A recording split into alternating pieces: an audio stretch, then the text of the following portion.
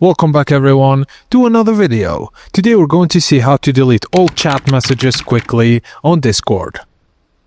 Firstly, go to mee6.xyz. It's a powerful and trusted Discord bot that allows you to manage moderation tasks, including deleting messages.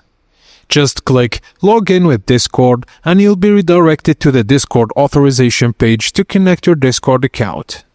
Allow all the requested permissions, then click Authorize. This gives the bot access to manage messages and moderation commands in your servers.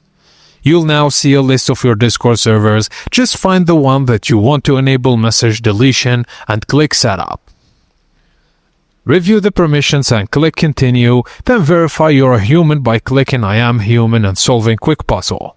Now, once Me6 is added to your server, open your Discord app, then go to the server where Me6 is active, and any text channel, type clear, then the number. Replace number with how many messages you want to delete.